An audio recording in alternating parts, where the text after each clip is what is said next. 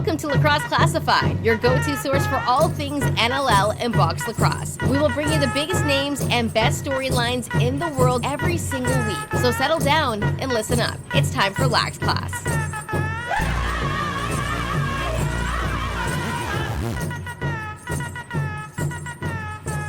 What's up, lacrosse fans, classmates? Lax Class is underway.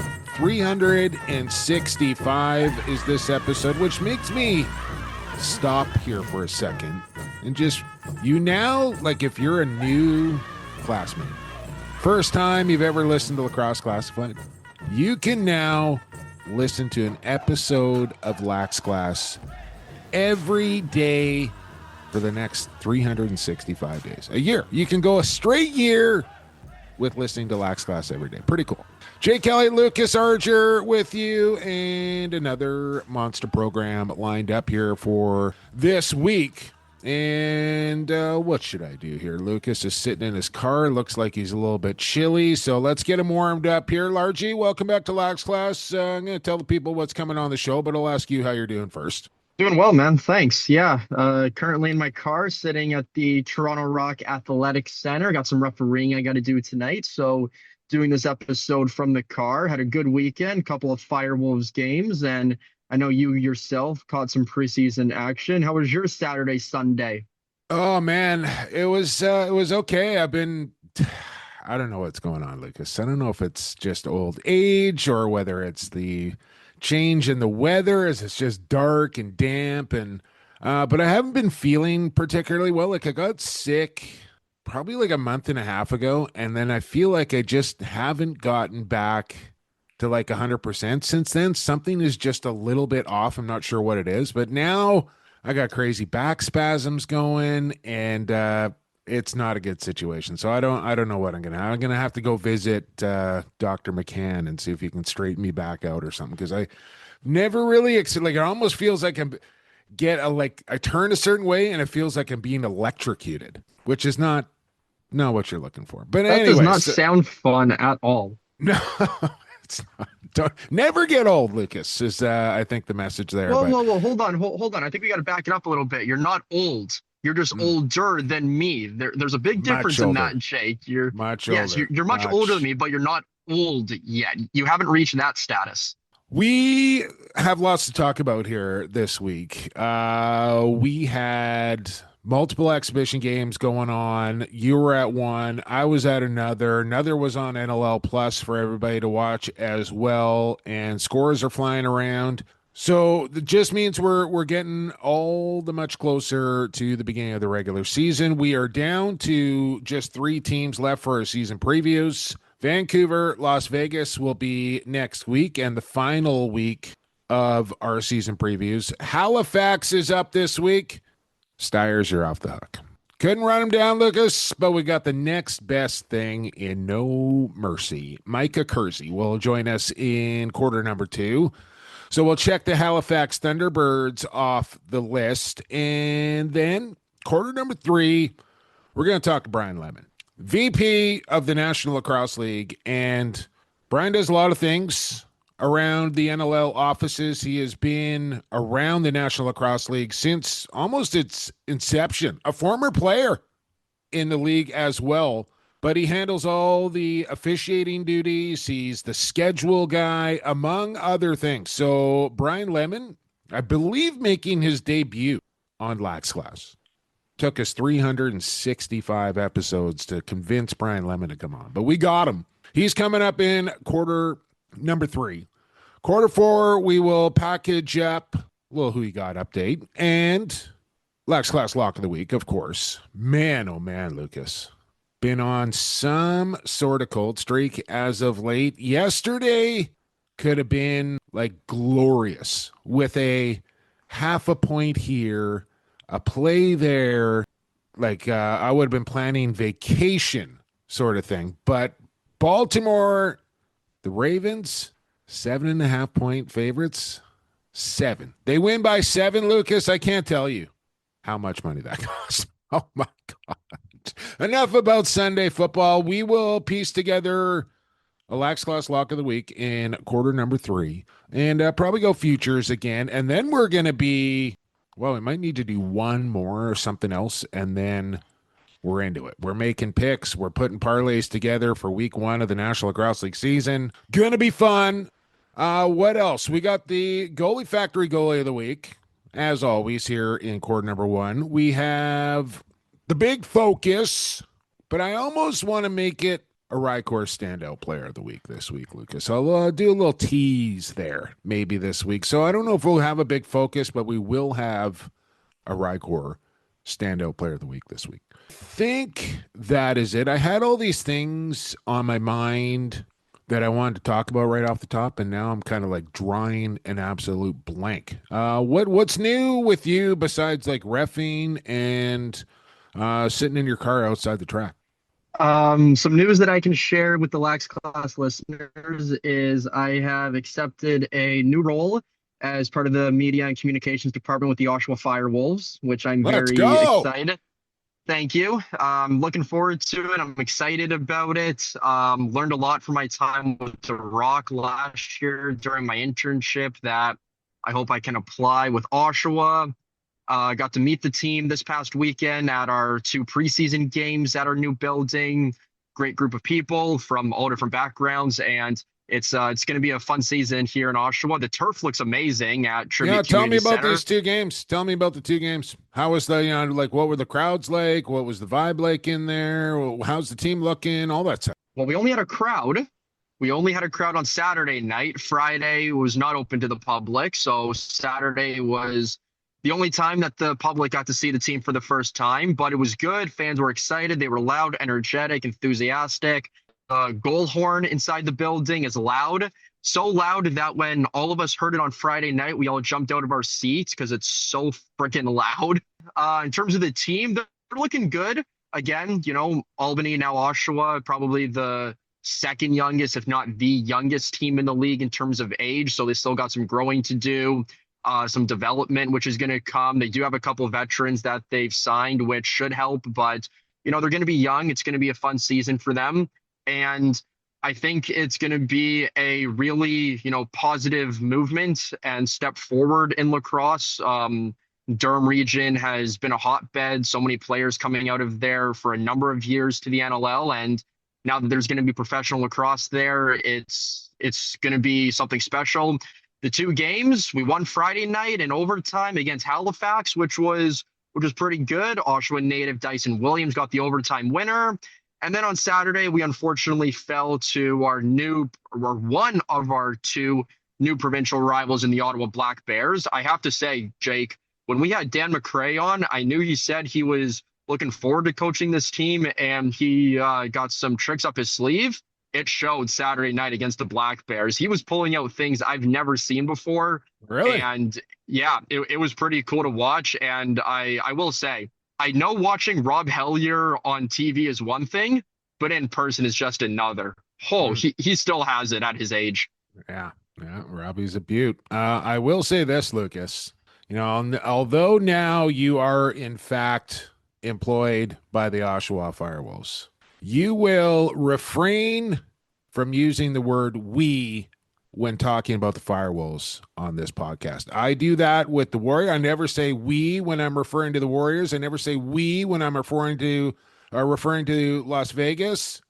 We spread the love here on Lax Class, Lucas. I don't want to hear "we" when we're talking about the Firewolves. No, I'm a big Firewolves guy myself. Like I like the team. I like the people. I like all that owner, everything.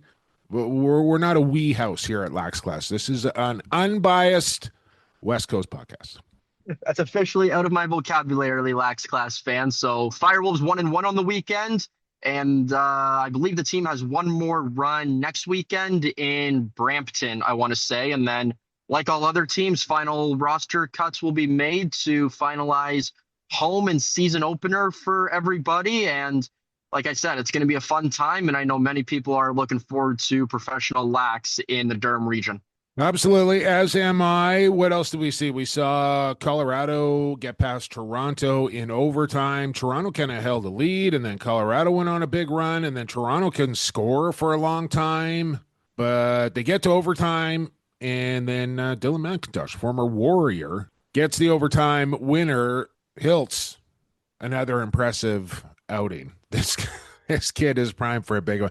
I think Mark Matthews, like rejuvenated, a year off, I think is going to do that guy wonders, not only just for his motivation, but his health and just longevity. I think that year off is going to be a blessing for Mark Matthews. And then to saddle up with CJ Kirst and Owen Hiltz beside him this year, along with Dan Craig there, like that is going to be a formidable left side in Toronto. Vancouver was at home. I think what else did I see? Vegas and Buffalo played. I think it was a 2-goal win for the Bandits in that one. Not sure if there was there any other exhibition stuff going on. I think Saskatchewan was just practicing. Calgary was off. Philadelphia, I hadn't heard anything out of Philly. Rochester, I don't know. Nope, neither did I. Did I see anything out of Georgia?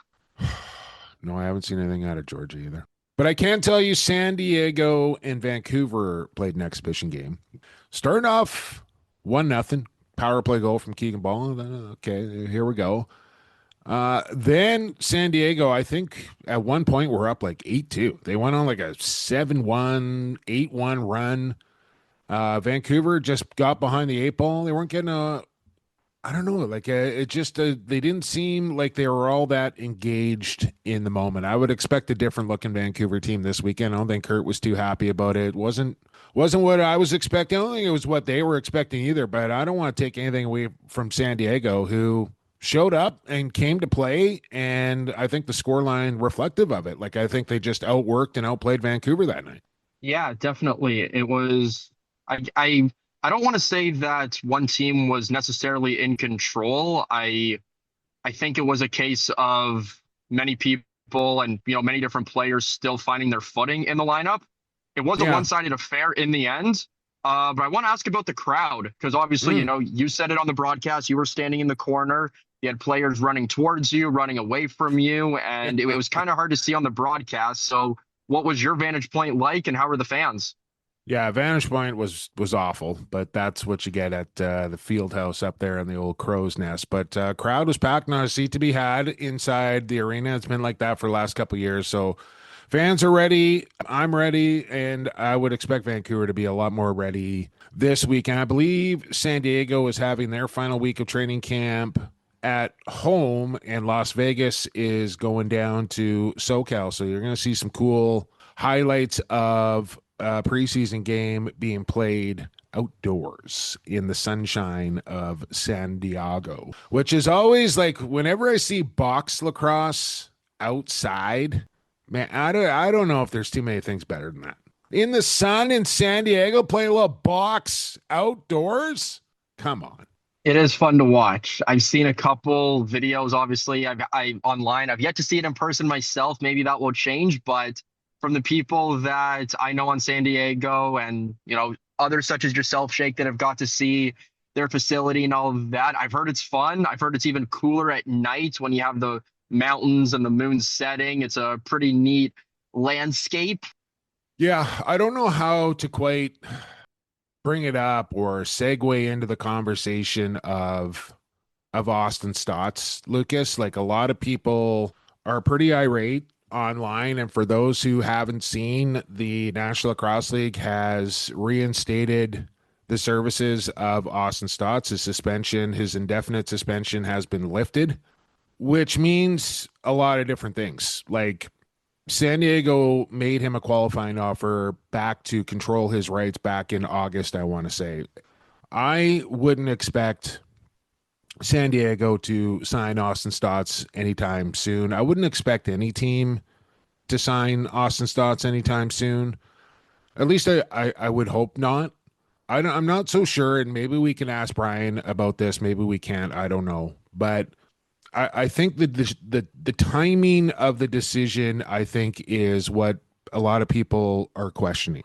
I believe that Austin has just finished serving. I'm not sure how long the sentence was, but I know he had to go inside for a little bit, and he has done that time. He's been released, and like we mentioned when Pat Merrill was on, had a chance to run into Miles General back when I was at the President's Cup in Six Nations or in Whitby, but I was in Six Nations and just happened to run into Miles General when I was there.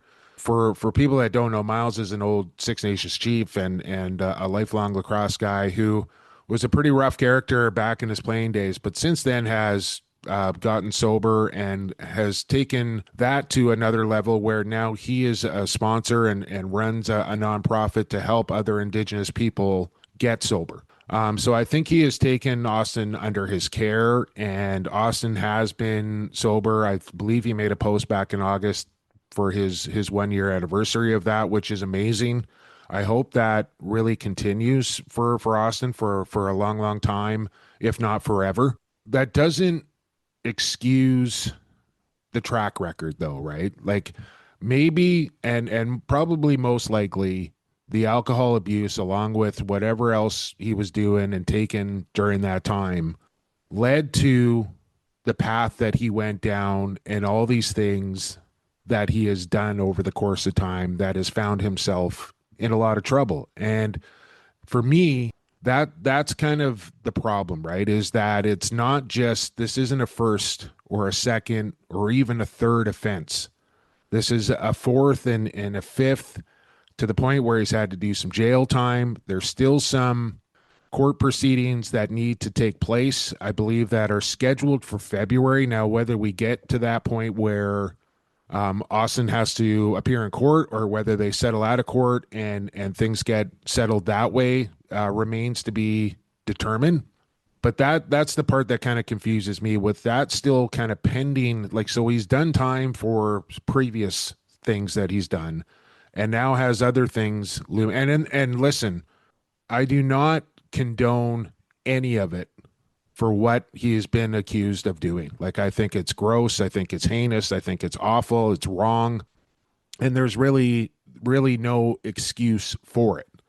But people also have to understand that, and it's hard for me to kind of speak to it because I haven't lived it or experienced it. But people growing up on reservations are much more susceptible to drug and alcohol abuse just from the environment that they can grow up in. So sometimes your circumstances kind of predetermine the type of person or the type of life that you're going to have or the path that you're going to go down, which sometimes is out of your control. Now, Randy, I don't believe drinks at all, never has. And, he's a family man and he's been on the right path of life since the get-go. Austin went down a different path. Hopefully that path has come to an end and he is on the right path now and stays on that path. But he still has to atone and answer for the things that he did while he was abusing drugs and alcohol. So I find it a little bit weird, the timing, with still legal things pending over his head, that the league would reinstate Austin Stotts now. That doesn't mean that he is going to play lacrosse this year, or maybe it does. I don't know. That's for other teams to decide. There's a lot of people with a lot of opinions out there, and I am not here to judge anybody's. My personal opinion on this is, how long is long enough? Yes, you are a repeat offender. You've done some allegedly really bad, disgusting things. Do you persecute a man from playing a professional sport? Is that a privilege? Maybe. Should he be banned for life? I don't think so. Should he have been reinstated already? I don't think so. How long is long enough? If a person has clearly changed their path in life and is now, doing the right things, atoning for their mistakes, do you not give them another chance? I don't know. But for me right now, it hasn't been long enough. It just hasn't been long enough. I'm not saying forever, but I'm saying right now, I think it's too soon. So this is a very difficult subject to talk about, Lucas, and I don't want to put you in that position, but I did want to kind of share my feelings on it. It's hard, man. It's hard because deep down in there, I think there's a good person, and alcohol and drugs can do some really bad things to people as far as changing them at their core. And like I said, I hope Austin stays sober. I hope he just continues to try and be a good person moving forward in his life. And maybe one day he will get the chance to play lacrosse again. And if he does, all you can do is judge a man by what he does moving forward after going through some pretty bad stuff, right? Like being addicted to alcohol and drugs can make you do some really bad stuff. And I want to see what kind of person Austin Stotts is when he's sober for a long, long time. And then I think I can make a judgment on that. I am not forgiving. I am not endorsing or condoning anything that he has done in the past. I don't ever want to see anybody do that. I just don't also want to see somebody's passion that burns inside them. Like this is what that kid was born to do, be taken away from him for the rest of his life for some really bad mistakes he made while he was an addict. Everything you said is very valid, Jake. I completely understand your thoughts and your opinions on it. You're not wrong in saying it's a very difficult subject and topic to talk about, whether it be on this podcast with people from Six Nations or anybody else in the lacrosse community. It is very hard to talk about. What I would like to say about Austin and his situation are a couple of things. One, I hope he is still getting the help that he needs. At the end of the day, I don't need to know what's going on with him and his legal troubles or whatever's going on. I just need to know that the man is doing okay. And it sounds like that is what's happening. I also do want to wish him well in his recovery in whatever case, shape, form that is. And if he is, again, I'll use the word you use, Jake. If he does get the privilege to play lacrosse again, I will understand it. I do. If it's the other way, if he's unsuccessful in playing again, I get it. I will. But for right now, obviously there's things that still need to be taken care of. Yeah. How long is long enough? I myself don't have an answer on that right now. Yeah, like is it 2 years? Is it 3 years? Is it 4 years? I don't know, right? And like I don't know who is the judge and the jury to make that decision, right? Like who's to say how long is long enough? So it's going to be an interesting story to watch, to say the least. And like I said, I wanted to bring that up, and like I said, I think you said it well, Lucas. I just hope Austin as a person finds the right way to live his life and becomes a better man after all of this. Let's take a quick turn here, Lucas, and let's head for the construction site here. I feel like I got some energy to burn off after that. Let's put in a little labor over there at the RyCor Construction site. RyCor Standout Player of the Week.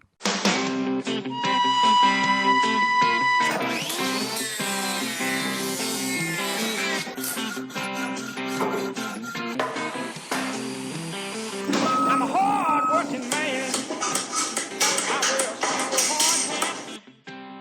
RyCor Construction. Oh, hard work. Ride a rope. Oh, Lucas, haven't heard it for so long. Ride. Hammer and paint. RyCor Construction. Standout Player of the Week. We haven't had one forever, Lucas, but I figure if there is ever a week to do it, this is the week. RyCor Construction brought to you by, or our standout player brought to you by RyCor Construction at RyCor Construction Inc. at RyCorConstruction.ca. Family owned, serving the Lower Mainland, specializing in all residential interior and exterior renovations. Here's the list: kitchens, bathrooms, full home renos, additions, flooring, finishing, backyard transformations. They do it all, and they make it stand out. They're up over 20 years of experience now. That's plenty when it comes to the construction industry. You can trust these guys to make it stand out for you. Visit them at www.rycorconstruction.ca and let them make it stand out for you. Lucas, this lacrosse player stood out not just this past week. An absolute legend of the game decided enough was enough. They're hanging it up, and we're going to make her put in a little work in the RyCor construction site this week, Lucas. Dana Dobie is this week's RyCor Construction Standout Player of the Week. When you think Canadian women's lacrosse, the first name out of your mouth is Dana Dobie. And I thought, man, I've never met Dana. I've admired her work from afar. Even as near as the World Championships in Utica just a couple of years ago now. She's done it all. She's been everywhere. She's been the captain and box, field, sixes, you name it. Just the face of Canadian women's lacrosse, Dana Dobie, the GOAT. She's the GOAT. And I thought, man, LA 28, it's right there. Can she hang on? Like, it only seems right that she'll be on the coaching staff, I'm sure. But, man, I thought she was going to give it a go, but obviously the body kind of told her it was time. So you can't play lacrosse anymore, Dan, but you can pick up a hammer, bang some nails, cut some wood. You're this week's RyCor Construction Standout Player of the Week, Dana Dobie. She's been the face for a long time. Everybody or every young female lacrosse player has looked up to her in some capacity. She's won it all. She's done it all, had an amazing collegiate career, represented the red and white on the world stage. She gives back to this game and she loves it more than she loves life itself. So congratulations, Dana, on a fantastic career. I will say I did not have two Dobies retiring in the same year on my bingo card. I will say that. But she's probably going to take after Dane. And you're right, Jake, join a coaching staff, some advisory role, management, whatever the case may be. She's not done yet in lacrosse, but putting on the red and white jersey and playing are now behind her. And you're right. Hopefully we will see her on the Olympic stage in some sort of coaching capacity. She was or is a trailblazer. She was a pioneer. She was a role model. She was a beacon for young girls all over this great country and planet to pick up a stick and start playing lacrosse. That is how significant and a big of a impact and footprint that Dana Dobie will leave after her playing career, and she's not going anywhere. She'll be around. She's going on to the construction site for a shift of hard labor this week, though. Welcome, Dana Dobie. You are this week's RyCor. We got to get Dana on the program here. That's something we should do, but we got to keep this program going, and we're going right from the construction site to the factory. Goalie Factory, that is. Goalie Factory, Goalie of the Week. Big save, Giuliano. Rebound call, Crime Stoppers. Vince just scored a goalie goal. Jameson somehow comes up with the stop. Larceny. And here's Shane Jackson off the bench. And there's Christian Delbianco with a stick side save. Goalie Factory. Oh, Lucas, you didn't even notice this. You probably can't see it on your camera right here. Hang on a second. New swag for old Jumbo Lucas. Riley Brown from the Goalie Factory stopped by the Warriors exhibition game, dropped off a little care package for old Jumbo Reno. Picked up a hoodie, which the wife immediately snatched out of my hands. She took that. But I got the T-shirt and I got the hat. Goalie Factory cranking out some merch, and they're cranking out the next crop of great box lacrosse goalies as well there at the Goalie Factory. Visit them at Goalie Factory _ and then hit their link in their bio, and it'll take you to their website, to their merch store, to their sign up. And then you're going to get the coaching from Riley, from Caleb, from Marcus, from Curtis, and they're going to make you better at playing the sport of box lacrosse goalie. And if you can't do it out there in Langley in person, you can do it over Zoom worldwide. They got access to film review, training tips, game-ready strategies, all from their expert coaching staff. Visit them at Goalie Factory _ and book your online coaching session and become factory built. I got to look this up here quickly because I'm sitting there doing my read, Lucas, and I got to find it in my text here, which didn't take long. This week's Goalie Factory Goalie of the Week, Candace McDowell, who plays for the Turtles in the Women's ALL League. They beat the Squirrels. That's Riley's team. Turtles over the Squirrels. 9-4 the final. Candace McDowell, 4 goals against on 30 shots, helping those Turtles to a 5-goal victory over the Squirrels out there in Langley at the Women's ALL. I don't know if it was championship weekend or not. I think it might have just been a regular season game. I will say, though, this league started up by Sherilyn Billy, who was just you want to talk about pioneers of women's lacrosse. Sherilyn Billy started up the ALL, and it's continued on. The championship trophy is named after her, and she was good friends with Danny, so I got to know Sherilyn quite well. And I can't imagine how proud she would be to see all these girls still playing box lacrosse in her honor. I think it's so special. Talking with Riley a little bit, they need some more girls out there playing lacrosse. So, if your husband, your boyfriend, your player, it's got a girlfriend or a wife, and this is I think more of a fun kind of camaraderie, friendship, inclusive type of league. Like they're not going balls to the wall here in the women's ALL. At least I don't think they are. Maybe when it gets down to the championship, I don't know. But point being, if you got a female in your life or you're a female listening to this podcast and you want to get out and have some fun with like-minded women like yourself, get in contact with me or get in contact with Riley Brown. Find the Women's ALL page on Facebook, whatever the case is, and just get in touch. I'm sure, either the Turtles or the Squirrels or whoever would be happy to give you a jersey and let you come out and have some fun. So if you're interested in doing that, just get at me, and I'll put you in touch with the right people there. But Women's ALL, how's the Eastern? They got Women's ALL out there too, right? Yes, we do. Yeah, that's right out of the ILA only.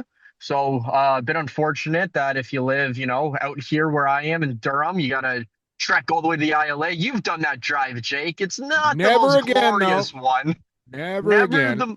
Not the most glorious drive, but no, we have one that starts up, I want to say in 2-3 weeks-ish. We just had the men's ALL Easter draft on Saturday, I want to say. So that's done. That starts up first week of December. So ALL out here in Ontario is starting up in the next coming weeks. And like I said, 2-3 weeks. So I want to say a week after the NLL gets underway. All right. Yeah. I mean, hour and 15 to get there, over 3 to get back.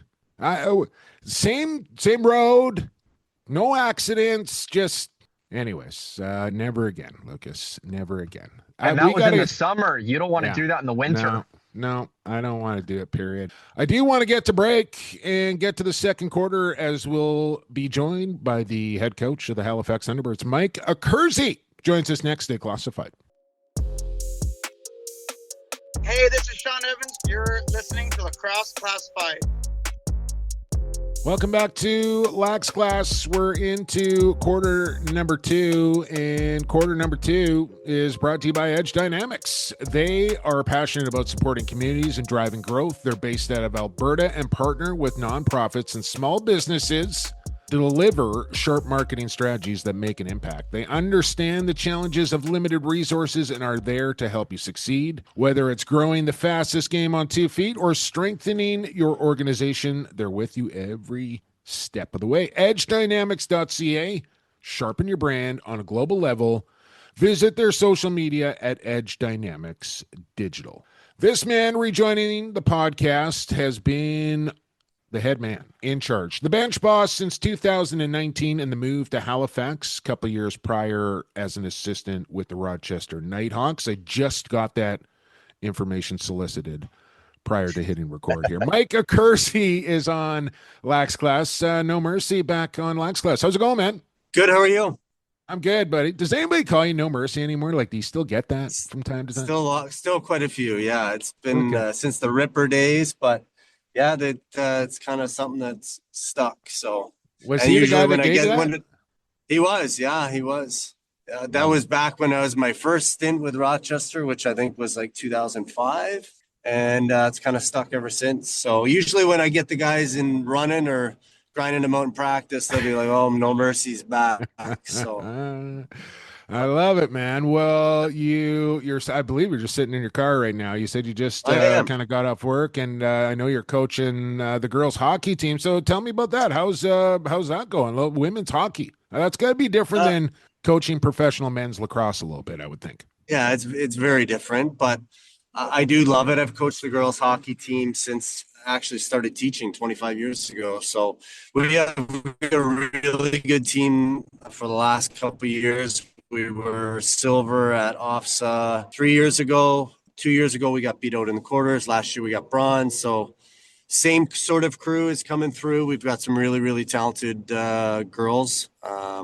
The two of them that are on the Canadian national team, the Tillers, the U18 team. So I think this year we're hoping for gold. So we'll see if we can't get the trifecta this year. All right, man. Well, speaking of girls, you got some talented girls of your own. Like I recall the TikTok COVID days and the dance routines. Yeah. But I know you got three in university. You said so. Tell me where they're all at and what they're doing or what they may want to become while they're getting their education. Carter, he's down at St. Bonaventure University in Olean. So he's studying business. So his goal, he wants to get his MBA and then kind of seek out opportunities in the business world. My one daughter, Izzy, she is in nursing at Western. She's really enjoying that. And Abby she took a gap year. She's going in September. And it looks like it will likely be St. Lawrence University in Canton, New York for lacrosse. And she wants to do neuroscience. So Love it. Gap year. They didn't have those back when we were younger, Mike. we had grade 13 back then, right? Yeah. Well, while your kids are keeping busy, Mike, you're keeping busy. You just mentioned women's hockey, but you're back with the Thunderbirds, and you had a unfortunate result this past weekend in Oshawa. I was in attendance for that game, but talk about the team's performance and what you thought of the game against Oshawa. Yeah, I thought it was good. I mean, again, they're a very talented team, so we knew it was going to be a good test to kind of see where we're at. We played them week one, so it was nice to kind of get a little bit of a measuring stick, but we had some young guys that played really well. Some of our veterans, played half games, full games, and trying to get them into in-season shape and feeling comfortable with each other again. So I thought it was a really good game. I mean, I'm not disappointed with the result at all. I mean, preseason's more about getting out, getting chemistry, and running through your systems, getting organized. So. But I thought it was a good game. Overall, I thought we transitioned the ball well. Defensively, I thought we were really solid. Offensively, we seemed to lose gas as the game went on. That kind of happens. It was a fast-paced game, but they just we lost steam offensively, couldn't score at the end of the game. I thought Kid played really well for them. And defensively, I thought we were solid the whole time. I mean, you can't be disappointed with only letting in 8 goals. So we only scored 7. So listen, I can't quite recall the exact number. It was like 4 or 5 different 30-goal scorers last year on that Halifax roster. And, one of those guys was Dawson Theed, who I think, played just over like half the game. So you gotta like his chances to hit that clip again. You're probably going to be without Randy to start the year as he got dinged up in the Man Cup, but nothing too serious. You can correct me if I'm wrong on any of this, Mike, but you got Jammer back for another year as well. Looks like he's still got some gas in the tank, but one guy I got to ask you about here. And like I told you prior to hitting the record button here, we were efforting Kurt on the show here for a little bit, but I'm glad to know I'm not the only one that finds it a little interesting to text with old Kurt. But with all that being said, Mike, people would lose their marbles if I didn't ask about one Daniel Diamond Hands Amesbury. This kind of came out of left field. I mean, I know this guy pretty well from his time out here in the WLA and what have you, Mike. I did not expect to see Ice Wars champion, a Danbury Trashers enforcer, now be signed by the Halifax Thunderbirds. Did he play in the preseason games? He didn't play. He had some hockey commitments still, so he didn't play any of the preseason games. Just to go back, I'll cycle back to your start. Randy will be ready to go for week 1. Oh, he's just in the kind of final stages. He has been cleared. We're just getting him into contact and getting him organized for week 1. But he'll be good for week 1. Theed came off. He was banged up in the main cup. He didn't play in any of our preseason games, just more out of precaution, kind of, again, get him back into a healthy situation. So, yeah, we should have our full offense back, which is nice. Again, a lot of success there, and I think they'll kind of pick up where they left off last year. As far as Amesbury goes, Kurt has been really, talking a lot about him over the last few years. Actually, since my time in Rochester, he's always wanted to sign him, but he had lots of hockey commitments. And then this year he floated his name, and I'm like, look, if he's willing to come into camp so I can actually see if he can play lacrosse. I know he played lacrosse out west. Yeah. I scored said, in Man Cup, Mike. He's got one more Yeah. Man Cup goal than I do, I'll tell you that. Yeah. So I said, yeah, bring him out. And then I got a phone call out of the blue, and he said he's coming to camp. So I said, all right. And he actually, to be honest with you, he's pretty good. Like, I think if he got back in, I know he hasn't played for a long time, but I was expecting the worst, and I was pleasantly surprised about, not only him being able to take instruction and make corrections, but he's strong as an off. He's one of the nicest guys. He's coming up to camp for this weekend. So again, listen, get this guy in a warm-up situation, he is going to sell tickets. Like, there is no doubt in my mind people will come just to watch him warm up, and maybe something happen. Yeah. I'm telling you. Yeah, I mean, at the end of the day, you got to be able to play lacrosse in this league. It's not like, hockey where you can dress so many guys. We're limited in our roster numbers, and we're limited on who can play. So, we've got to make sure that he can play. I mean, from what I've seen, he's definitely more than capable. I think it would take him a little bit of time to get back to feeling comfortable, but I was pleasantly surprised, and, looking forward to see him again this weekend. And again, I can't say enough about how nice a guy he is, though. He was really excited. The tough guys are always the nicest. Yeah. Mike. And the only thing I said to him during the exhibition game, I was like, please do not fight. And he just kind of looked at me. He's like, yeah, I'll just wait for you. I'm like, all right. Like, no, not necessary. Bomber going to be a front door or a back door guy? Bomber's going to be that toolbox that we can use kind of anywhere. Again, preseason game, he's played both of them. First game he played half of it just straight D. Second half we sat a few guys. He came up, played straight offense, top of the power play, scored a couple goals. This past game we just used him in transition where he was playing D. I said, whenever you want to play O, just stay. And so I think he's going to be a guy that we're going to use everywhere, and see where the needs of the team are. But he's open to anything. He said, I just want to play wherever you want me. I will absolutely, do my best. So you can't ask for anything better than that. But I think he gives us a lot of options. I mean, he could be a straight D guy, and I could use him on the power play, and it would be seamless. So it's great to have a guy like Bomber. Great leadership too. Just such a great guy. You get Saudi to get him a bucket, though. He's running around there. I know. All right. So Saudi wasn't organized with all that stuff. So. Mike, from Diamond Hands and Bomber to the future of Halifax, you're now entering your 5th or 6th season, I believe, out there on the East Coast. What's kind of been the 5 to 10 year game plan in terms of the Thunderbirds organization out there in Halifax? I assume step one was hosting a playoff game in franchise history. You accomplished that last year. So tell me, what are kind of the next steps for the Thunderbirds in terms of trajectory and in hopes of winning an NLL championship? Yeah, I mean, I think this year we've got, obviously we brought a lot of our core guys back, added some picks from this year, last year. So again, I think you have to be smart in this league. You can't, I don't believe in going out and buying a team and, bringing in all these free agents. I think you have to, do it smartly if you want to have continuous growth within your organization. And, we've set ourselves up 2 first rounds this year. Obviously Marnier going back to school, but Will McLeod's going to be real special in this league. We got to wait a year on Marnier, but then we got 3 first rounds next year. So, we're continuing to kind of add that youth. So we're not going to have that big, gigantic, blow up rebuild. We want to, be smart about how we're developing players, how we're growing players through our system, which we've consciously tried to do.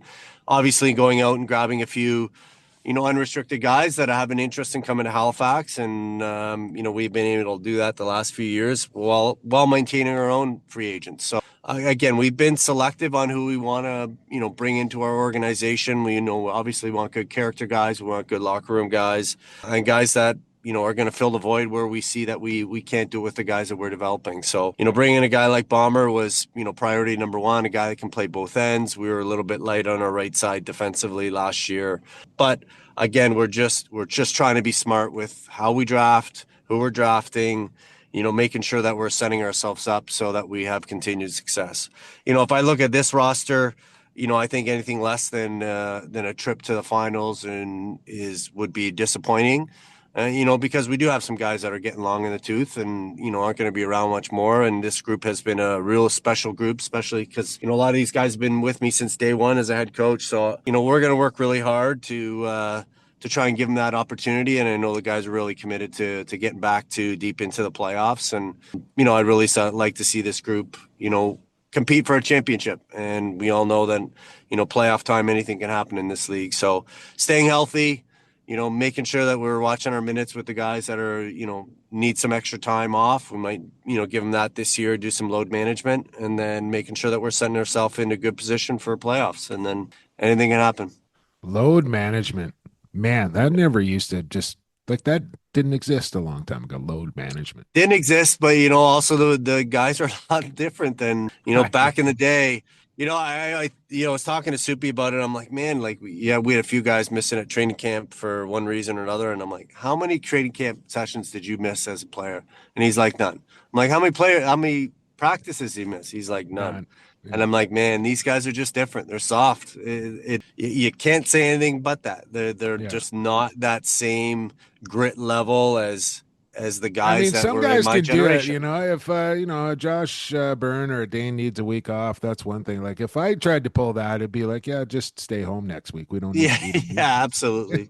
Absolutely. But they're all competitors. They all want to compete every week. I think the hardest part as a head coach when a guy's banged up and you got to say just take the extra week, right? And and being smart about it. Sometimes you have to save them from themselves because they're all competitive. They all want to go every single time. But I think being smart about injuries is definitely a big part of that management of players as a coach, right? You want to go out and put your best foot forward and have your best guys there, but you also want to maintain that for the whole year. So sometimes, you have to give them that little bit of time off to recover and make sure that they're going to give you that 90 to 100%, health-wise every single game. Otherwise, they're just going to get burnt out.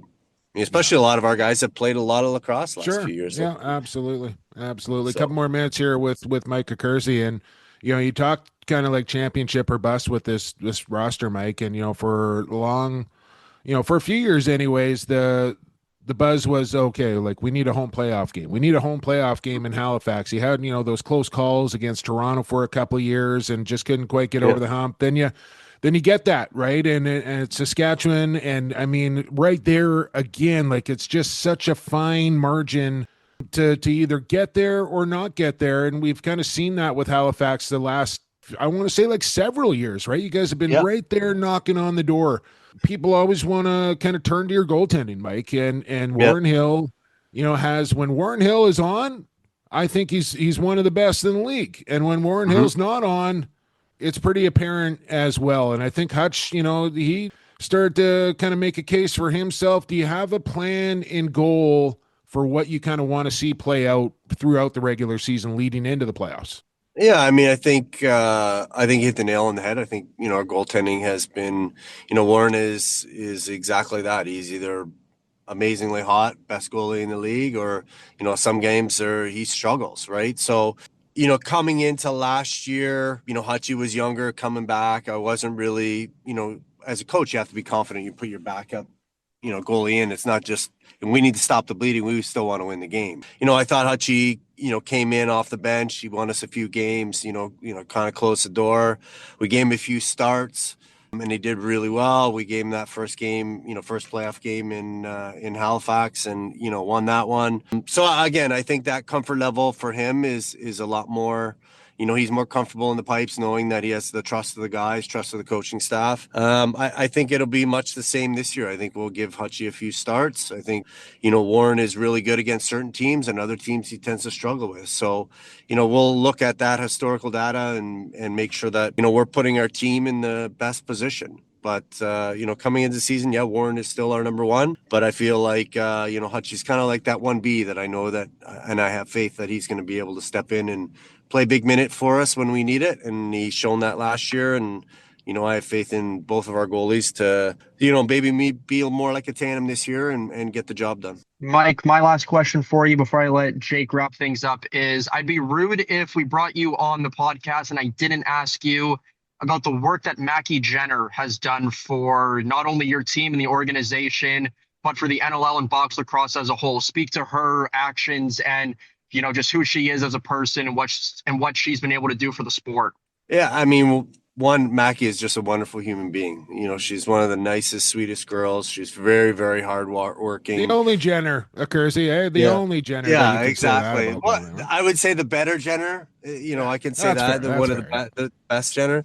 But she just really studies the game. She knows her stuff, and there's not a lot of females in a male-dominated sport like box lacrosse that can have a conversation with somebody like myself or one of the players and be able to have a really intelligent conversation with them. And she studies it. She loves the game. She's really proven herself. I mean, she's breaking boundaries and pushing down barriers every step of the way. And I can't be more proud of her, seeing her, calling games and doing a phenomenal job, better than I think some of the other markets in the way that she calls the game, way that she understands the game. And again, I think coaching back there too, right, Mike? She's coaching up the girls and the boys back there. If I'm not mistaken. Yeah. She's doing great work within the community, in our organization. She's basically a hands-on person. I need something, I usually contact Mackie first if it's in Halifax and be like, Mackie, I need this, can we do this? And she always takes care of it for me. So again, off the floor, she's phenomenal in her office, a huge part of our success and team. But, when it comes to getting in front of the microphone, I don't think there's anybody better in the game. I think she's just doing a phenomenal job. I'm excited to see where it goes. All right, man. December the 5th, 12 o'clock start here on the West Coast. Got to love that. Firewolves, Thunderbirds. Mike will all be watching. Say hi to Chuck, Suitsy, Bats, Kurt, all the gang there in the Maritimes. And good luck with the Halifax Thunderbirds this year, man. Thanks for having me on, and thanks. And, we're going to get it done this year. All right. There you go. You heard it right there. No mercy this year. They're going to get it done, says Mike Accursi, head coach of the Halifax Thunderbirds. There you go. There he is. Let's take a break. Halftime. And we'll be joined by the VP of the National Lacrosse League. Brian Lemett joins us next here on Lacrosse Classified. Associated Labels and Packaging, a fun family company that offers premium quality labels and packaging with unparalleled service. With 40 years of experience, an extensive product catalog, and an ever-growing fleet of equipment, Associated Labels and Packaging is the perfect fit to take your labels and packaging to the next level. Hey, this is NLL Hall of Famer Josh Anderson. You're listening to Lacrosse Classified, go-to source for all things NLL and box lacrosse. Halftime is over. I got some orange slices, a little Gatorade in me, and we're set to go for second half action. Quarter 3 is underway, and it's brought to you by Associated Labels and Packaging. AssociatedLP.com is their website, and when you get there, you're going to find that they keep their website updated regularly on all their new products. Their catalog is growing all the time. Their technology is on the cutting edge. They always keep the environment in mind when designing their products for labels or packages. So, when you're dealing with a company that has 45 years of experience in the label and the packaging industry, you can trust these guys to not only give you a quality product, but, rest assured that they got the right intentions in mind behind all their products as well. Associated Labels and Packaging. Take your labels and packages to the next level here, AssociatedLP.com. This man has been taking the National Lacrosse League to the next level for a long time, I want to say. What are we talking here now, Brian Lemon? This got to be 18, 19 years in an executive role with the National Lacrosse League. I haven't been around that long, and you've been around longer than I have, so you tell me. A little more, Jake. It's good to see you. You too. And talk to you. This is going into year 23. Man, that is that is a long time, man. A couple of decades and then some. Well, let's kick it back to the very beginning, because what did I see? NLL champion in 1991 with the Detroit Turbos. Yeah, that's correct. That goes way back. Hey, Walk Gary and me Paul through were, that year. Walk me through who was on those teams, like Brian Nicola. Was John Tavares alongside for 91 before he got traded? I can't remember. No, that was the infamous trade, JT and Nicola. So, but we had Paul and Gary. So Oh, those guys. enough said when we have those two guys. Oh, he also had the spandex on back then. Detroit Turbos, man. For some reason, I just feel like that team should still be around in the National Lacrosse League. The Detroit Turbos. They were good. It was a great franchise. It was we had a lot of fun back then. I think we were drawing about 12,000 fans at the time, with not a lot of press back then. Obviously, there was no internet, but it was a great couple of years there. What did the rule book of I guess it was major indoor lacrosse back then? What did the rule book look like back then? Or did you even know if was there one? As a player, Jake, I'll admit it. I never read the rule book as a player, but going back, obviously being in this position, you look at the archives, and it might have been about 10 pages. Anything goes back in those days. Like it was a scare. Like you had to have your head on a swivel there, because there was like just big all-American athletes running around, not really knowing exactly what they were supposed to be doing or what was legal and not legal. And I mean, like, there was just some hellacious things going on in those years. It was a great time for the game. And you're right. Actually, I started my career in Baltimore for 2 years, and I was the only Canadian on the team at the time in '89. And phenomenal athletes, as you know, the American players coming from North Carolina, Hopkins, and all the stud teams way back then, and obviously still now. But it was them learning the game, and it was a phenomenal time. What made it phenomenal though, Brian? Because you just said you're the only Canadian, you had all the Americans. So what was it about that way back then that made it phenomenal? Wasn't the paychecks, Brian? No, it wasn't the paychecks. What made it great question. Just the atmosphere of the game, the marketing of the sport. Chris Fritz and Russ Klein did an amazing job. And they sold tickets, and they had fans on the edges of their seats. The music playing started back then. Just the atmosphere of the environment that I was quite honestly not used to, playing in Canada. So being immersed in that made the players just so hyped up that you're playing in front of all these fans in Philadelphia. Great crowds there too, and around the MILL. So that was a big contributor, how it just jacked up the players, and you just went out and went as hard as you could, as the players do today too. You played for Baltimore and Detroit, so I got to ask, which jersey do you like better? I played for Rochester too. So I know, but Rochester and Philly are still around. So the two franchises that you played for that no longer exist, Baltimore or Detroit? Go with the first team with Baltimore. The Baltimore Thunder. It's kind of your first love. A little black in there. Yep, that's right. Yeah. Of course, it was Thunderstruck with AC/DC on the intro. So. Yeah, I mean, again, there's another city where, like, Baltimore, huge like field lacrosse is massive. They have bars just dedicated for lacrosse in Baltimore, and I always thought, like, well, I don't know why we ever got out of Baltimore, but I digress here, Brian. So when did the playing career end, and then what was the transition into an executive role? How'd that work? Sure. So I was fortunate enough to play for 8 years across 3 teams. At the time, I was living in Ontario. I was actually teaching high school in Brampton. I met my wife as a turbo. So we ended up getting married in Detroit, and then she moved to Ontario with me, and we started our family, had our son. And so I ventured down to Florida, Central Florida, where my parents were snowbirds. And I'm a warm climate guy. That's where you are now, right? That's where you are now, right? That's correct. Yeah. So we got together and said, let's just move. And at the time, since she was an American, it was an easy move from a green card standpoint. So we settled and just picked up and moved to Tampa. And kind of ever since, that's kind of where I've been. And at the time, a position with the National Lacrosse League came up. It was Jim Jennings and George Daniel in the league office, and I got a hold of them and flew up to New York, where our office was at the time. And at the end of the night, I had the bylaws and regs in a binder on the plane, reading them, and I was hired. So that's when it started. And just that, and you've been going since then. Have you held any other roles? Has it always been the executive vice president? Yeah, correct, with lacrosse operations. So basically have stayed in this role throughout the entire tenure.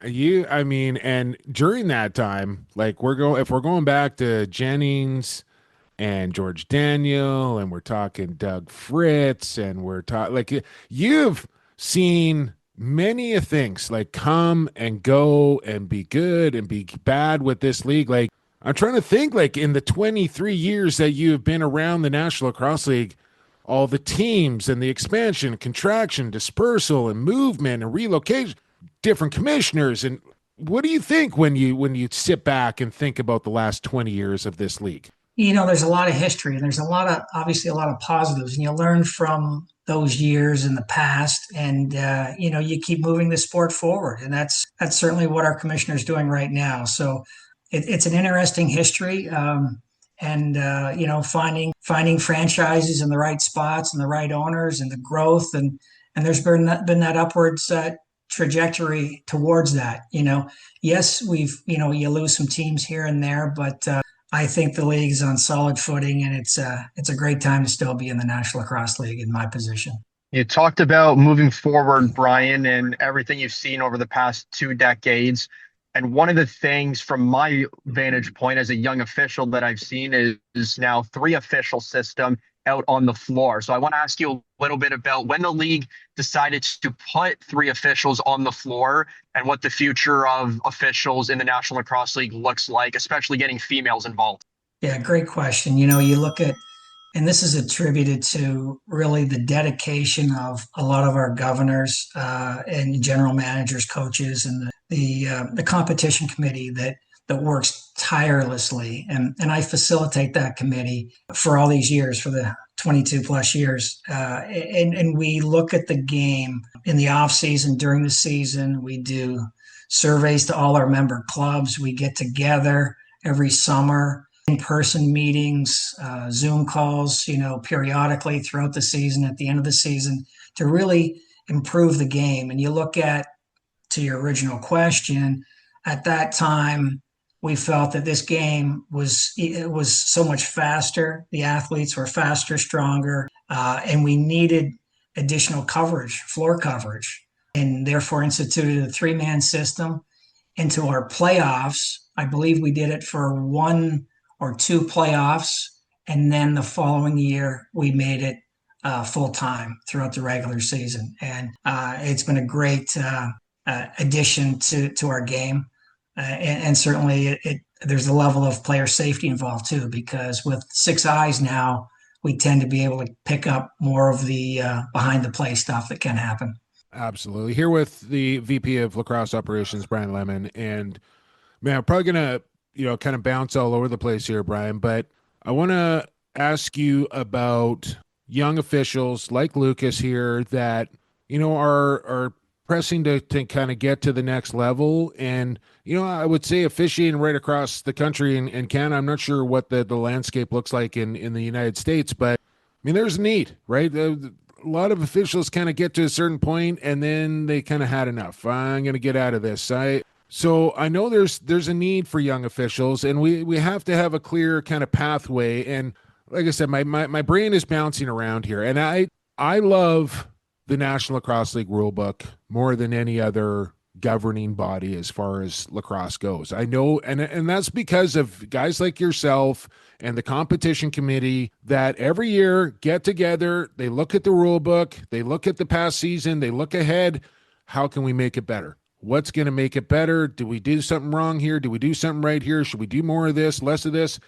You guys are constantly trying to evolve the rule book. And man, do I ever wish other leagues and across the states and Canada would just get behind the NLL rulebook. Everybody get on the same page. Like I've constantly doing a broadcast, Brian. I know I'm rambling here, but like I'll think of something like, oh, there's an infraction in the change box. Well, that's an automatic 10-minute misconduct in summer lacrosse, but it's just a 2 in the NLL. And I constantly, my brain gets scrambled, which, if that's happening to me, that's happening to the officials, that's happening to the coaches, that's happening to the players, and probably most importantly, that's happening to the fans as well. I want you to tell me how, this process of young officials, how we can get them in the pipeline, learning the NLL rule book, and put them on the path to success to become an official in the best league in the world. Sure. So lots to unpack there. I know. First, I'm sorry. I got a lot on my chest here, man. I got a lot on my chest. It's a lot of good stuff to talk about. First, when you look at the different rules of the leagues, and one of the things that's really starting to occur is over the last few years is synergies between different leagues. Whether that's the Arena Lacrosse League with Paul St. John out in the East and West, who's doing a phenomenal job to mimic our rules over the last few years, and Lacrosse Canada, coming on board and us developing and trying to work together, as well as USA Lacrosse and the NCBS championships in the US as well. So there's a lot more opportunities there to connect with these organizations, to trying to work in partnership with having the same rules. So I see us getting closer and closer to that over the years, and it has started to happen. So that's a good thing. Yeah. I think along with that is, that young official, it's, I use a line with, our NLL officials that are still obviously doing summer lacrosse, and it's continuing to work on their craft. Someone's always watching you is a line I use, because there's GMs and coaches, and certainly everyone provides feedback on officials, in the off season, in season. We're scouting our department scouts throughout the off season. We're looking at officials, whether that's in Canada or in the US, all locations, getting video of officials. We have a number of spreadsheets. We're kind of like a team, guys. We have all our potential officials we may want to look at that are on our hiring range in a year or two, that are in different leagues. So we have access to that. So kind of like a scouting board, if you will. So, like a depth chart, right? Like, depth chart. Yeah. Okay. And, just like a team, they'll have their depth chart on all their players in the lineup, and those that are, healthy scratches. We look at our staff that way. We're performance based, and you got to come out and perform and to earn your playing time for that next game and the next game and so on. No different than a player has to. So that happens. But to get that young official in the summer leagues, we look at them. We look at the foundation of their mechanics, their positioning, how they're perceived out there. And those things can be taught. So when we do hire officials that we feel have the potential to get on the floor, certainly they start as a shot clock official, but we see that potential. We're able to nurture them and provide, because we have the resources and the time and the people to provide more in-depth training with weekly Zoom calls, in season, pre-season, numerous video clips. They get to see themselves if they do an exhibition game on floor, which we're going through right now, with a lot of officials getting opportunities to earn their spot, so to speak, earn their spot for an assignment in week 1, 2, 3, 4, 5, etc., as we start giving out assignments in the regular season. So all that happens, and it seems to be going, it has been going really well. And we see officials developing and getting better when they get on the floor, or when they get on our staff. I'm not going to name drop anybody, Brian, but speaking with multiple different officials this past season, they told me that, like the NLL, they were, like the players, they were in CBA negotiation talks. I know the officials were as well a little bit. So provide us with an update, if you can, on those negotiations. Are they ratified? Are they still in talks? What's the latest going on there, as we're 2 weeks away from the season? Yeah, we do have a deal with the officials. We call it the NLLOA, the Officials Association. So we were able to do that this summer when I was up at competition committee meetings at the Minnow Cup in St. Catharines. So we knocked that out relatively quickly, and the officials are happy to be on board. And obviously, I'm happy that they're on board, and we have an agreement going forward into this year. How long does that agreement last? We have a 1-year deal at this time. Got to vouch for my guy Todd LeBron here, Brian. Saw him on the weekend out there in Vancouver. Now he only got a half in. I don't know if that was predetermined or whether he's easing himself into the regular season here. But I noticed, as did a couple others, no playoff game for Todd last year. He had self-admittedly said he had a bit of a down year, probably didn't deserve one. But I know the man has focused his attention in the gym. He's ready to go for this season, Brian. I think this might be it for Todd, maybe his final year here, and expect a good one out of old number 12 there. Well, what can you say about Todd? 25 years in this business. He's been on top of his game for many years. And I'd have to go into the record books to see how many playoff games he's done and all those things. But phenomenal person and a phenomenal referee. So yeah, he's near the end of his career, but yeah, I know he's going to go out with a bang here if it's this year or the year after. Well, he'll be in the Hall of Fame. You'll be in the Hall of Fame. How many, you're not in there yet, right? That's just because you're still employed by the league. Like, you probably have to quit or get fired before you're going to get inducted. Geez, I don't know. I don't know if employees get in the Hall of Fame. 23 years, Brian. Builder category is a lock as far as I'm concerned. How many referees are in the stable, so to speak, here? With what do we have? 14 teams now. We're up to an 18-game schedule. There's talk of this league, maybe going up to 30, 36 games. How many referees are in the stable now? Like, how many crew chiefs do we have? How many on floor? How many shot clock? And then, I know this is a lot, Brian, so if you can rattle that off for me, but how many do you want? Like, how many would you feel comfortable with leading into maybe this next era of NLL? Great questions.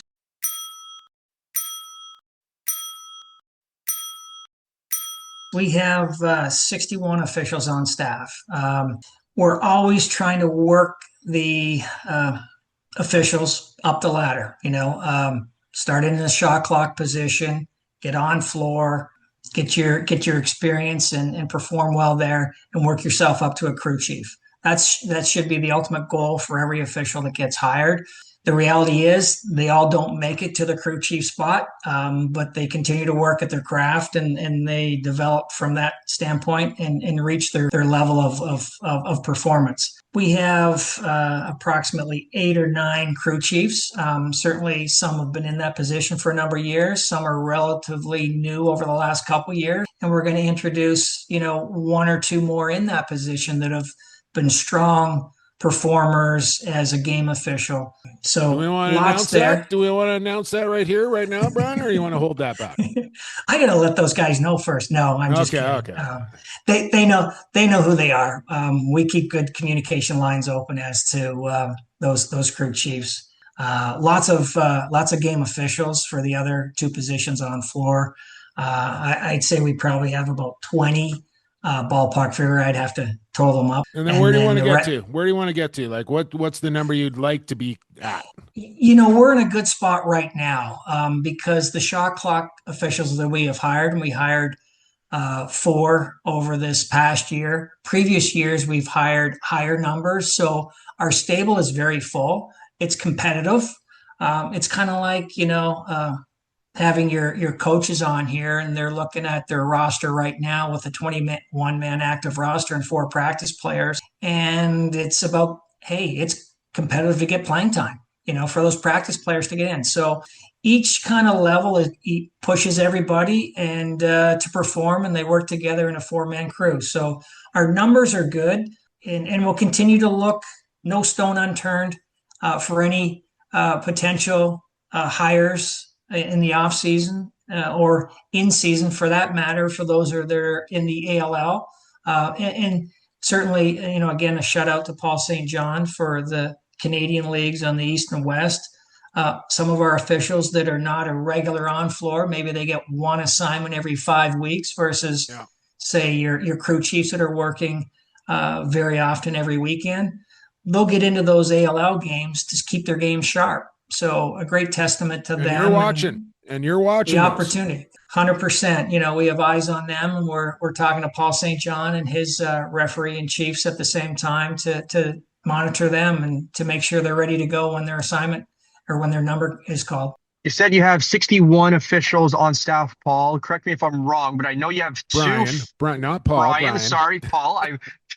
Apologies, Brian. I meant to say your name, and I had Paul in my head, so I apologize for that. 61 officials on staff. I know of 2 that are females. Have you hired any more? And what's the latest on them potentially getting on the floor? What's kind of the trajectory as the season and in the future rolls along? Yeah, correct. We have 2 females on staff. You know, just like all our officials, you know, the ball is in their court to perform and getting opportunities. And one of them actually has an exhibition game this upcoming weekend that she will be on the floor, Dominic Hartley. So it'll be great to see her perform, and we evaluate her just the same as all the other officials, and the best officials earn those assignments in the regular season. So I'm excited for her and everyone else that's getting the opportunity this weekend that haven't gotten previous opportunities to show their stuff. There's a lot of officials that there are certain things that they prioritize more: off-ball coverage, crease, late hits, whatever the case may be. Something that I want to ask you is, in terms of rule-wise, has the NLL considered, or are they considering, the 20-second shot clock? I know the ALL is starting to implement it. What's the NLL's take on that? Yeah, we have talked about it over the last couple of years, and you know, it's an interesting concept. We want to still continue to watch and oversee that, and we're fortunate enough to do that with the ALL and Paul St. John. So we have our finger on the pulse on that. We haven't pulled the trigger on that at this time. We still want to watch a little bit more and get some data. Certainly, we've made some other tweaks to the game over the last couple of years, so we've kind of focused on that, but that's still on the hopper. So, and that's we're talking on a second possession reset, the shot clock going to 20, not a full reset to 30. Just so everybody is clear, it's kind of like think of the NBA and the 24 and the 14 second shot clock if you want to compare it to something. But I like the concept, like you said, Brian. I think it's probably a little ways down the road with technology and all the rest of it, but we can leave that for another day. We do know there is a new rule in the National Lacrosse League rule book. Most folks are calling it the Bandits rule. You have the correct, what would you tell me? 67.16A-469. What is it? Do you tell me? It is. You're right. It's 67.16. That is the new rule. And do you want to lay this out to a player? Now, clarify this for me, because one person was like, well, I think it should be a little bit more defined as far as the rule goes, like 1 foot in the crease, 2 feet in the crease. If it hits you anywhere on the body, or if you intentionally try and block it, can you be running through the crease? All these types of things. Maybe you can just break down the rule a little bit clearer for everybody. Sure. So, as I mentioned earlier, the competition committee is terrific and really digs in on a lot of the elements of the rule book and the game, and with lots of video. So when we looked at this, we probably spent a number of Zoom calls during the summer, and then in person, 5 hours actually during the Minnow Cup, specifically on this rule. And we looked at it from a number of angles. And as you said, Jake, looking at it from putting verbiage in the rule that is very specific and black and white, so to speak, and then looking at it from a perspective where, let's just say, for all the fans listening, from a referee discretionary standpoint with some guardrails. We ultimately decided on the latter of that, due to a lot of, unintended consequences of making it very black and white, so to speak. So that's what we came up with. And ultimately, the objective with the competition committee was to design a rule so that we don't have an additional goalie, a player being a goalie in the crease.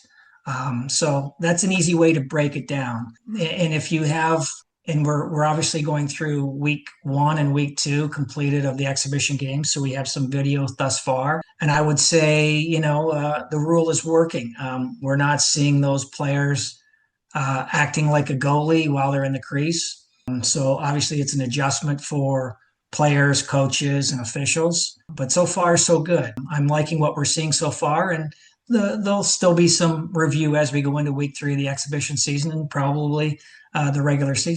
I know, you and your crew do a fantastic job, and I want people to understand that, this goes on a weekly basis. The week's games will go by. Your team will cut up clips. Each official that was in play for those games will get sent clips, both positive and negative, with some detailed review on what was good, what was bad. Like you guys are constantly reviewing these and evaluating these guys on a week-to-week basis. And I think that's why the rule book works so well. I think that's why the officiating works so well, is because it's constant communication between the league and its officials.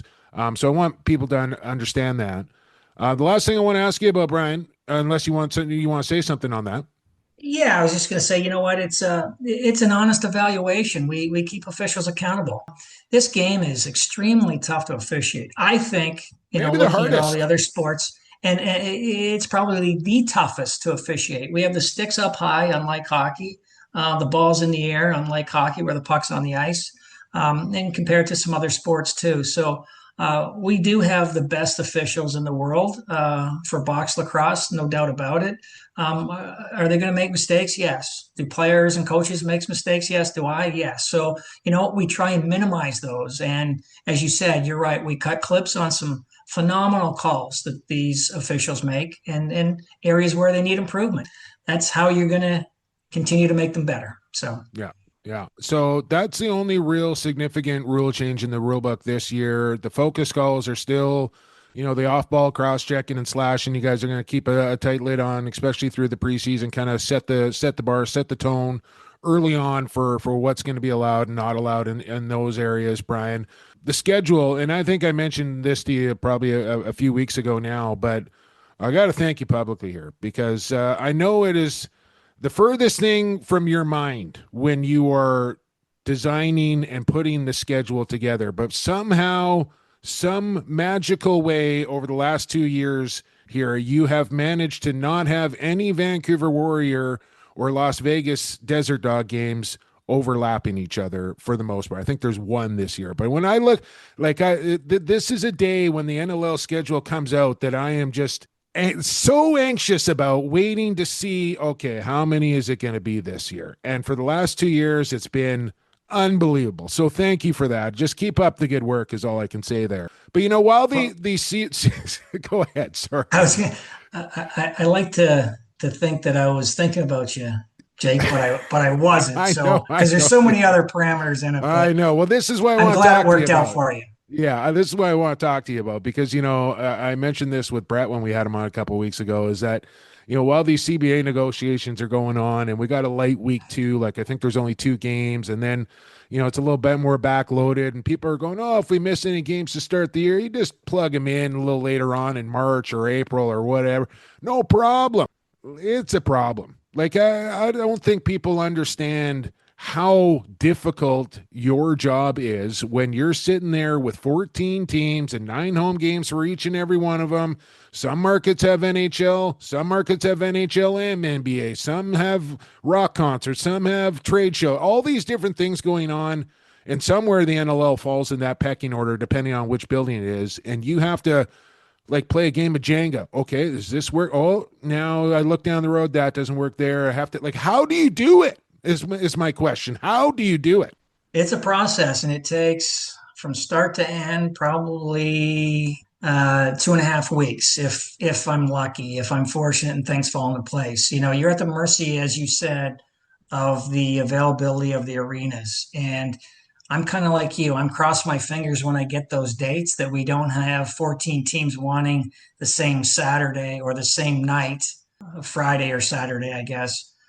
Every week, because that would not work for a schedule. So certainly we try and make sure that we get, the team's priorities of the days that they submit and make it equitably fair across the board for the 14 teams.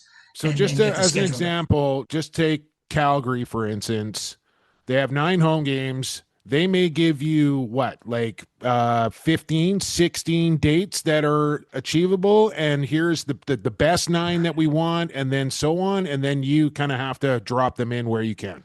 Yeah, that's right. Teams are required to give us 12 dates minimum, and then we take ideally try and shoot for their top 9. Brian, my last question for you is this. For young officials coming up, you talked about it a little bit, but if you had to give one piece of advice to them, whether it's myself or anybody else that has aspirations making it to the NLL, your piece of advice is what? Get a mentor. So have a mentor that preferably in the NLL, and give them video of you, of getting yourself videotaped in a game if possible, and have them give you feedback. I think that would be the biggest advice I would give to an aspiring official. Therefore, in the video, that NLL official can give you feedback on your positioning, your hand signals, your mechanics, how you conduct yourself during stoppages, how you communicate with players and officials when the temperature gets hot in the kitchen. I use that phrase a lot with the officials on the floor. How you react to those things, your mannerisms, and then, of course, your penalty admin comes into play. So those are some of the things that we'll look at initially, knowing that we can mold that, but certainly having those aspects of that game, the foundation of officiating, positioning, mechanics, signals, communication, those things, and obviously fitness to get up and down the floor are paramount for us to go, wow, let's take a look at him or her and keep an eye on him or her down the road. Having a mentor for a young aspiring broadcaster might be a good thing too, Lucas. You never know. Yeah, Brian. Potentially. I think I got a pretty good one as the host of this podcast, I'd say. Brian, appreciate your time so much. I feel like I've been trying to get you on here for the better part of like 5 years, and it's always kind of like, no, I don't want to do that. I got taught on a couple of times. I said, I'm going to take another swing here. So I'm finally glad the VP stepped up and joined us here on Lax Class. I think people wanted to hear from me for a long time, and it wasn't so bad, right? That was pretty painless for you. Oh, it was great. Great to be on. No, it was a pleasure having me on your podcast. And you're right. I think you've had some officials on there well before me. So it's nice to get some love at the league office for sure. And I hope everyone enjoys this season. It's going to be a phenomenal season, like every season is. And, starting off in the end of November here with some games, and it's I'm excited. I'm looking forward to it, and I hope everyone else is. All right. Well, don't be shy to shoot me a text when I inevitably screw up my first rule of the season at some point, because that's coming. So just get at me when I do. That's okay. Lucas will remind you too. We'll have the rule book handy. All right. There you go. There he is, the executive vice president of lacrosse operations, Brian Lemon, future NLL Hall of Famer. Let's kick it off to the fourth and final quarter of the program. Lax Class Lock of the Week, and who you got is next. Keep it right here. Lacrosse Classified is back after this. This is Joey Capito, and you're listening to Lax Class. Fourth quarter action is a go. No more breaks. In fourth quarter action is where I like to ask you to sponsor the podcast. Not sponsor the podcast. Well, you can sponsor the podcast. I could ask you to sponsor the podcast. Why not? You want to sponsor the podcast? Let me know. Otherwise, you could follow the podcast. You can share the podcast. You can subscribe to the podcast and review the podcast. Those are all things you're allowed to do. And we hope that you do them. You can follow us on social media as well at Lacrosse Classified, at Instagram, at Lax Class Podcast on the X, lacrosseclassified@gmail.com for the email, Facebook page as well. PXP for sports, larger sports for myself and Largy, respectively. I'm going to have to pivot here, but we're going to get into it right now. Lax Class Lock of the Week, presented by Coolbet. Lock of the week. Hey, let's lock and load it. Oh! Yeah! I am going to be a very rich dude. Ooh, it's a big lock, all right. Lax Class Lock of the Week, brought to you by Coolbet. Canada. Coolbet.com is the website to direct yourself to. Pretty simple. Coolbet.com. You can find that. Then you want to sign up for an account if you haven't done that.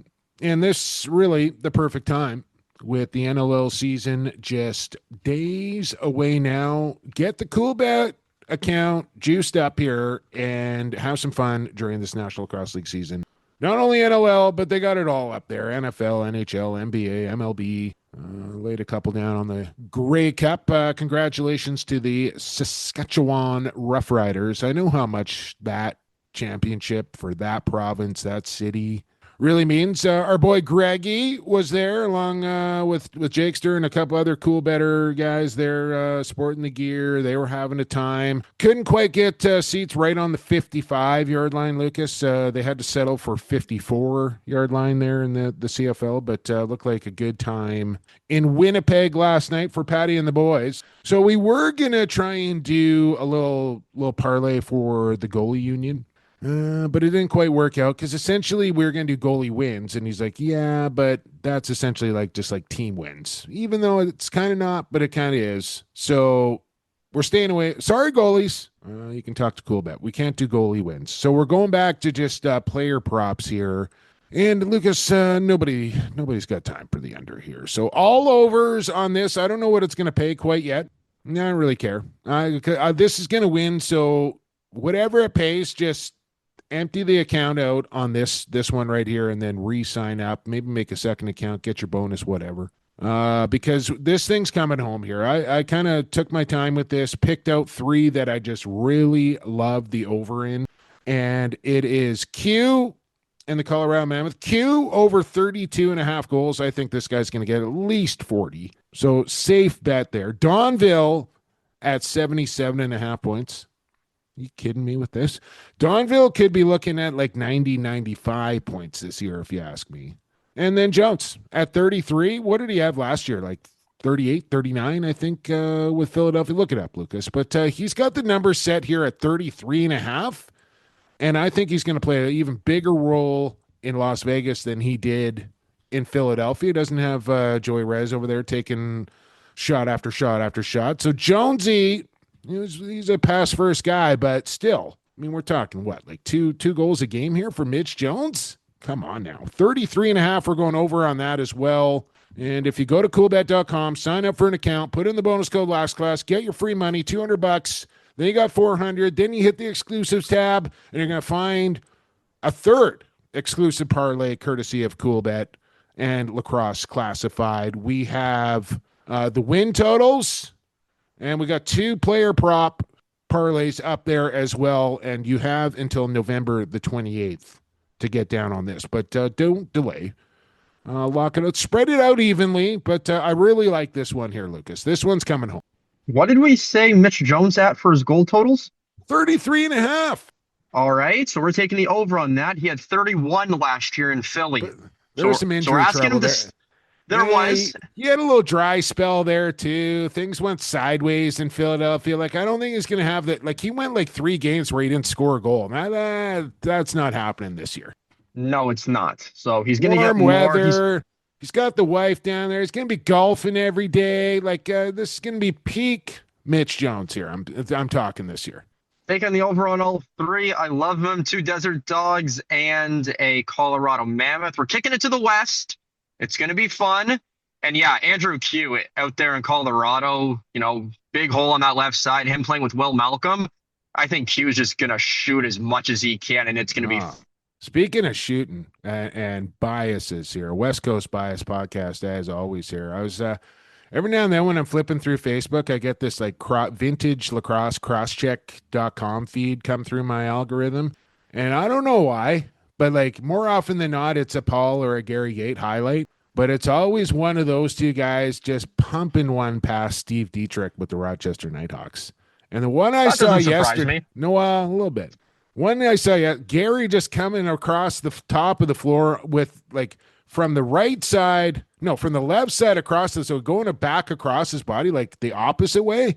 Between the legs, sub shot from about 35 feet out, just blasted it right past Chugger. He's still looking for that ball. You don't see much of that anymore in the NLL. No, not from that distance. All right, there you go. Lax Class Lock of the Week. Lock it in. Lucas, let's end it off here with a quick little who you got. It's time once again to play your favorite podcast game.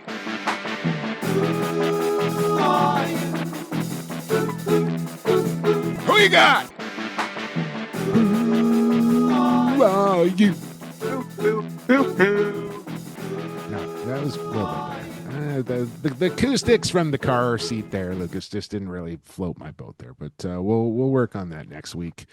Who you got? Presented by Coolbet as well, along with Mohawk Lacrosse. I managed to convince the Leewood A. Mitchell to get signed up this year. Brother Willie's in there as well, and hopefully some more folks from Kahnawake and Akwesasne and the Mohawks and the Thunder and all those guys get signed up for a little who you got this year. Prizes courtesy of Coolbet on the weekly. Grand prize, a handcrafted hickory wooden lacrosse stick courtesy of Mohawk Lacrosse. And the signups are continuing to go well, Lucas. Get in there. Remember, if you want to sign up with more than one account, you can do that as well. There's a guy in there, he's called Opposite Guy, so I'm assuming he's got two accounts in there where he probably picks one and then just picks the exact opposite with his other account. Not a bad strategy because you just never know.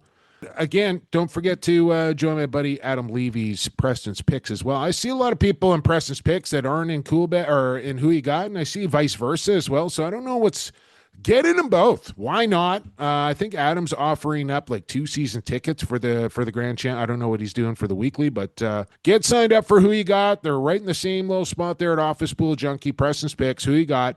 And we're just a couple of weeks away here now. And Lucas, we still haven't made a bet. What are we going to do? Let's think of something right now. All right, you're putting on Yankees jersey. I'm putting on Bo Sox. I think we can do better than that. Like I said, back when we had Stampede Tack as the sponsor, I had to go into a public bar. And mind you, I got pretty liquored up to do this. But I had to go in there dressed as a cowboy and do karaoke to a country. Maybe that's what we'll do. We're going to ask Evan. He's good at coming up with these things. So we'll ask Evan, and whatever Evan decides the bet will be, maybe we'll include Evan in it if he's coming up with this thing. Because he'll come up with something that's like, what's the word I'm looking for? Humiliating for the loser. And that's the end goal here. Yeah, I can live with that. All right, let's do that. And let's wrap this podcast up. I want to thank Brian Lemon and Mike Accursi for coming on the show. I want to thank our fabulous sponsors as well. Associate Labels and Packaging, RyCor Construction, Edge Dynamics, Goalie Factory, Coolbet Canada, and Mohawk Lacrosse for their continued support here on the podcast. Remember, give these folks a follow. Use their services when you need them. Support this podcast by supporting our sponsors who support us. We thank you for doing that. We thank you for listening. That's you, the classmate, and we'll be back with episode 366 a week from now and 1 week closer to face-off weekend of the National Lacrosse League. But for now, this Lax Class is done. For Lucas Arger, I've been Jake Elliott, and for the fastest game on 2 feet, for the creator, stay safe, stay healthy, and stay classified.